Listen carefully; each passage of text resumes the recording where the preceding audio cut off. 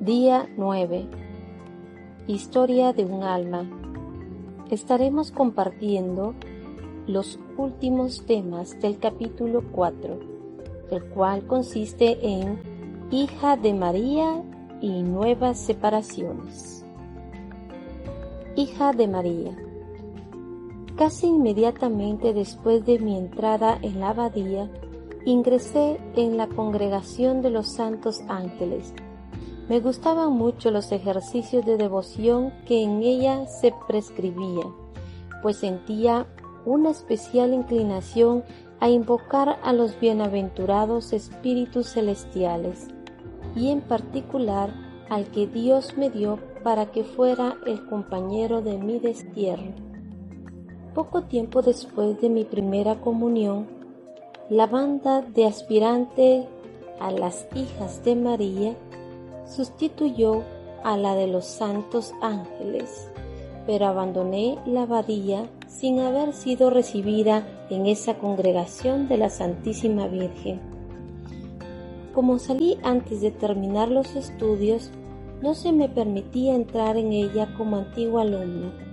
Confieso que ese privilegio no me atraía demasiado, pero pensando que todas mis hermanas habían sido hijas de María, no quería ser menos hija que ellas de mi Madre del Cielo, y fui muy humildemente, a pesar de lo mucho que costaba, a pedir permiso para ingresar en la congregación de la Santísima Virgen, en la abadía.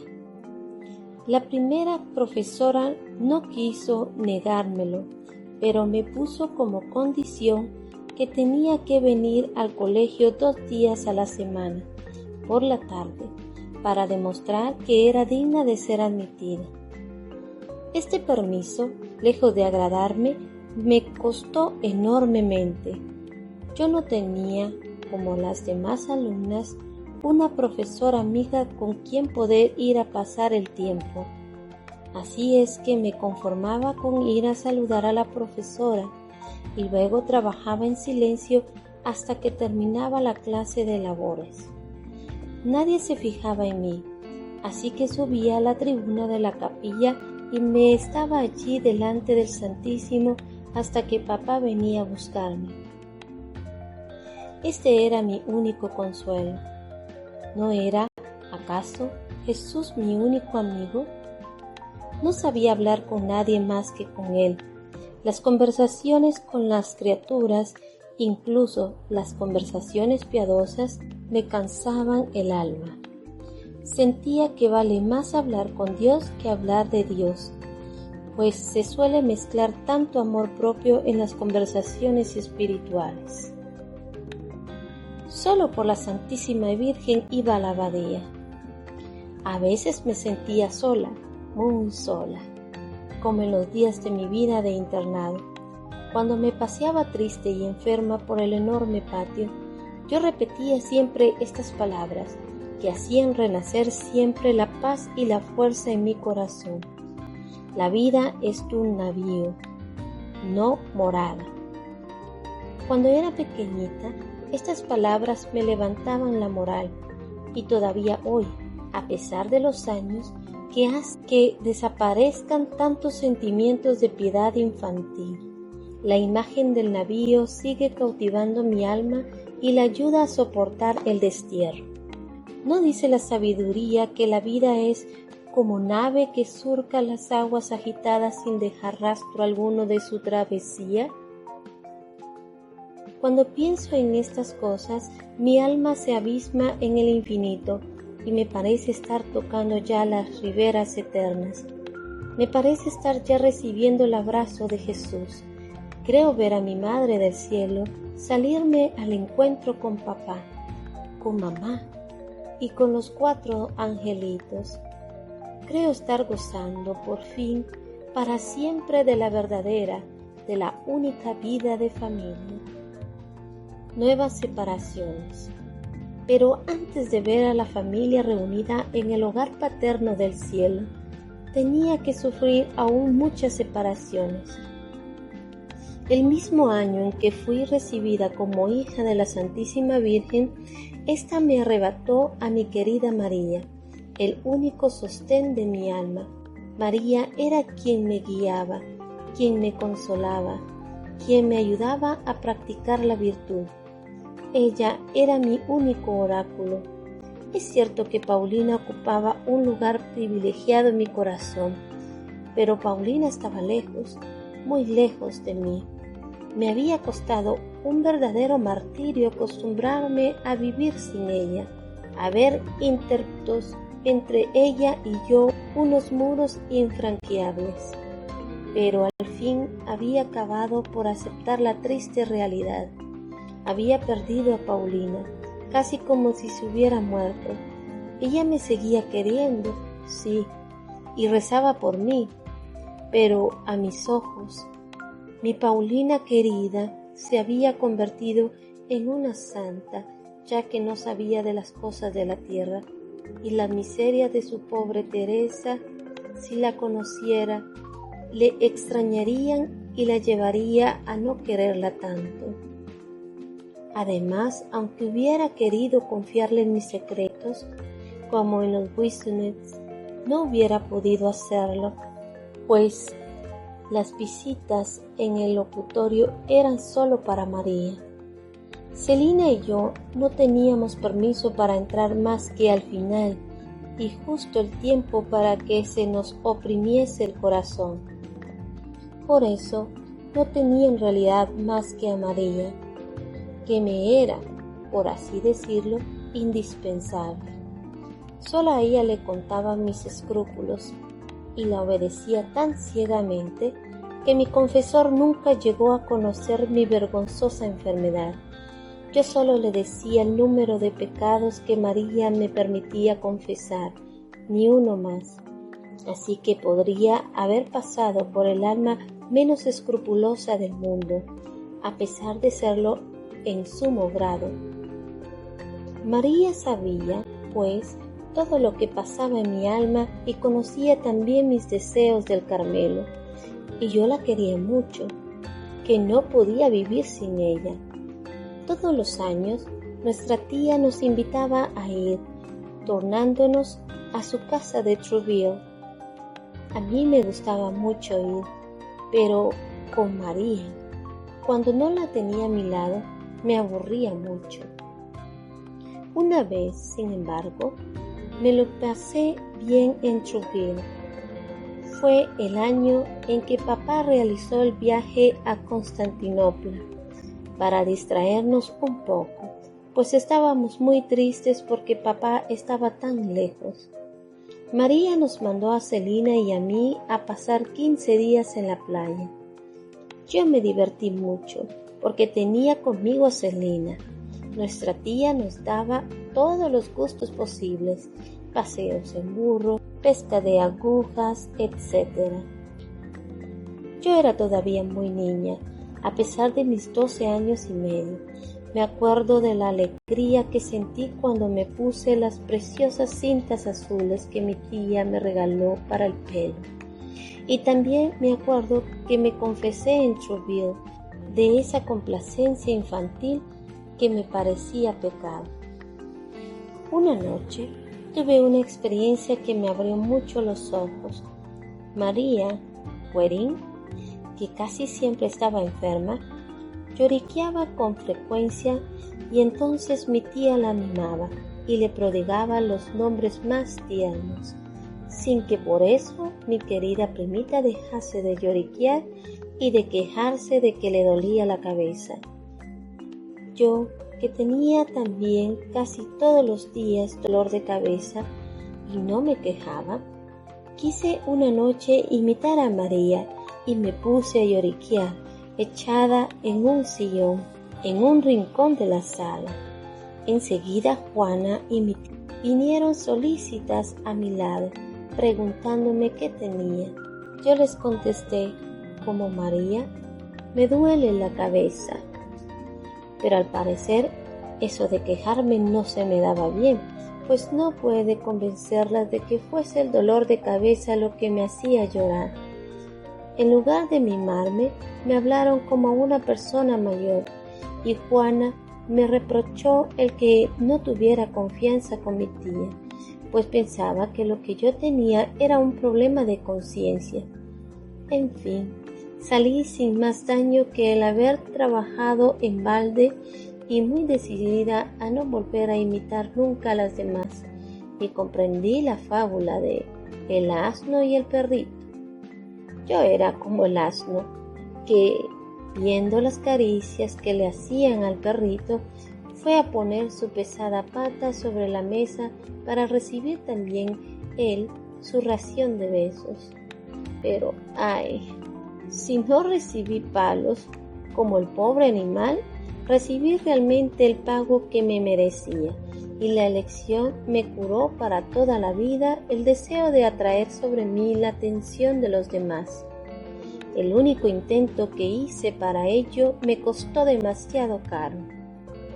Al año siguiente, que fue el de la partida de mi querida madrina, nuestra tía me volvió a invitar, pero en esta ocasión a mí sola, y me encontré tan perdida y tan fuera de lugar, que al cabo de 2 o 3 días caí enferma y tuvieron que llevarme de vuelta a Lisieux. La enfermedad, que temían que fuese grave, no era más que nostalgia de los Frissonnets, y apenas puse los pies en ellos me curé.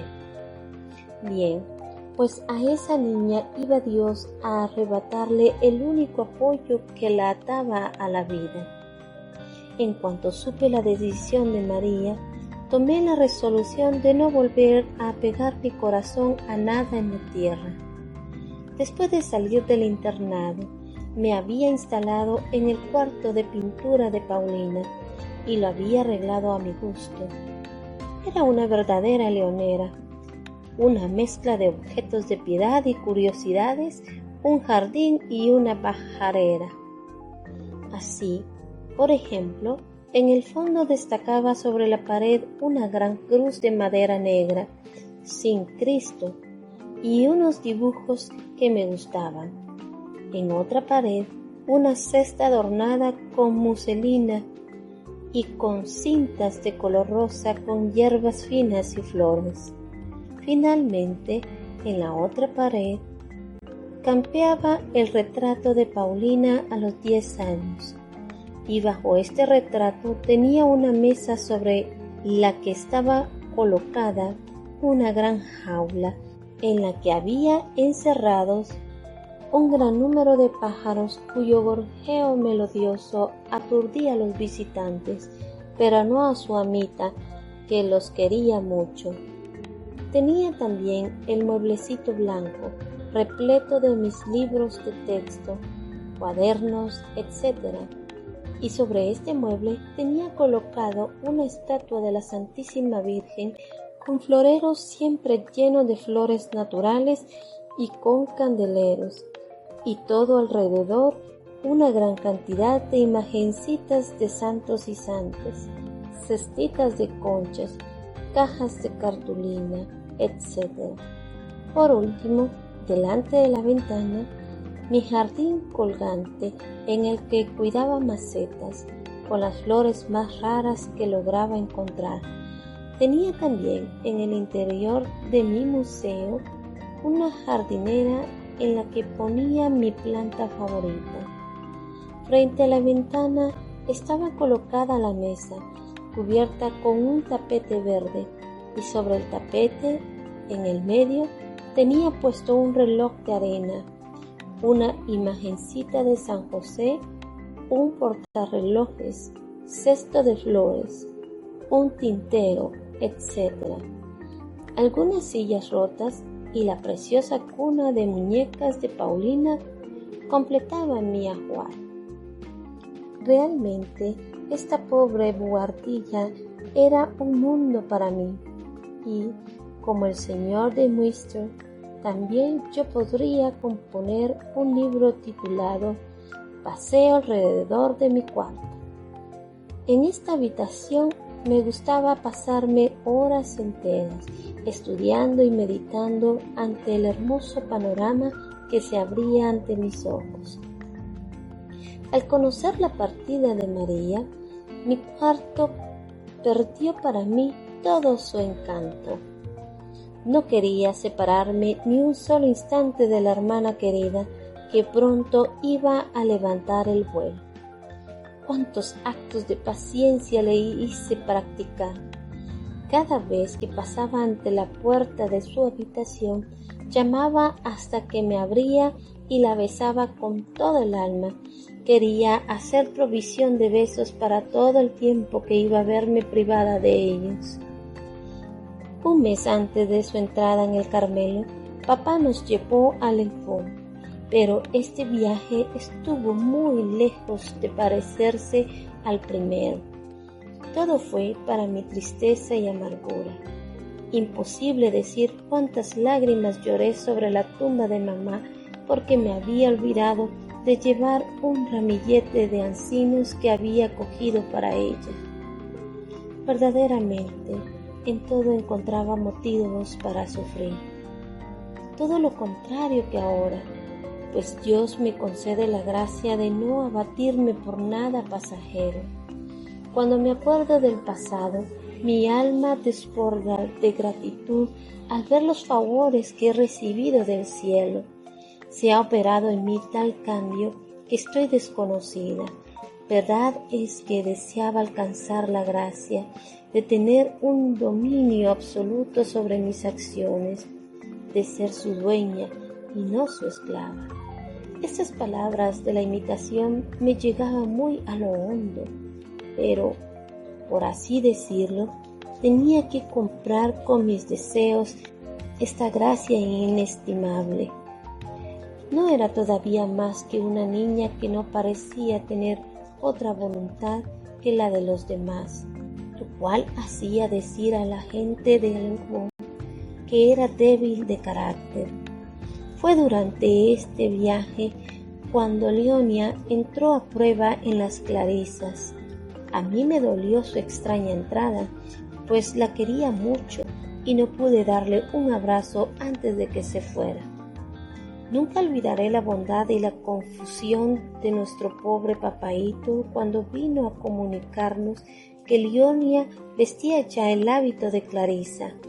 A él, igual que a nosotras, le parecía una cosa muy rara, pero no quería decir nada al ver lo disgustada que estaba María.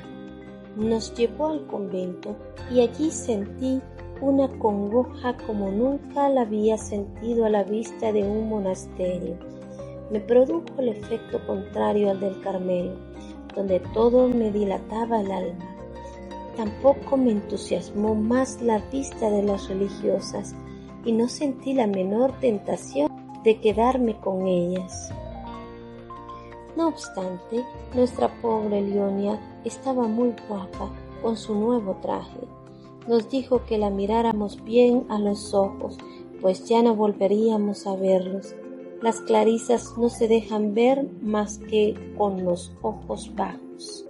Pero Dios se conformó con 2 meses de sacrificio y Leonia volvió a enseñarnos sus ojos azules, muy a menudo bañados en lágrimas.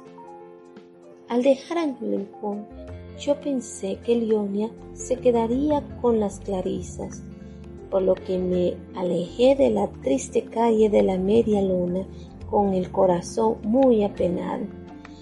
Ya no quedábamos más que 3 y pronto nuestra querida María nos iba también a dejar. El 15 de octubre fue el día de la separación de la alegre y numerosa familia de los Buissonets. Ya solo quedaban las 2 últimas hijas. Las palomas habían huido del nido paterno y las que aún quedaban hubiesen querido volar tras ellas, pero sus alas eran aún demasiado débiles para que pudieran levantar el vuelo. Dios, que quería llamar hacia sí a la más pequeña y más débil de todas, se apresuró a hacerle crecer las alas. Él, que se complace en mostrar su bondad y su poder sirviéndose de los instrumentos menos dignos, quiso llamarme a mí antes que a Selena, que sin duda merecía más que yo este favor. Pero Jesús conocía muy bien mi debilidad y por eso me escondió a mí primero en las cavernas de la roca. Cuando María entró en el Carmelo, yo era todavía muy escrupulosa. Como ya no podía confiarme a ella, me volví hacia el cielo. Me dirigí a los 4 ángeles que me habían precedido allá arriba, pues pensé que aquellas almas inocentes, que nunca habían conocido ni las turbaciones ni los miedos, deberían tener compasión de su pobre hermanita que estaba sufriendo en la tierra.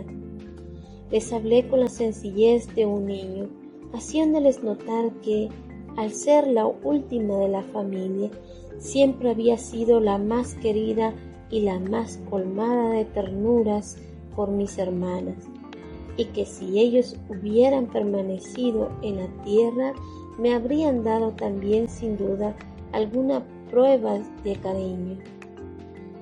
Su partida para el cielo no me parecía una razón suficiente para que me olvidasen. Al contrario, ya que se hallaban en situación de disponer de los tesoros divinos, debían tomar de ellos la paz para mí y mostrarme así que también en el cielo se sabe amar. La respuesta no se hizo esperar. Pronto la paz vino a inundar mi alma con sus olas deliciosas y comprendí que si era amada en la tierra, también lo era en el cielo. A partir de aquel momento fue creciendo mi devoción hacia mis hermanitos y hermanitas, y me gusta conversar a menudo con ellos y hablarles de las tristezas del desierto y de mi deseo de ir pronto a reunirme con ellos en la patria.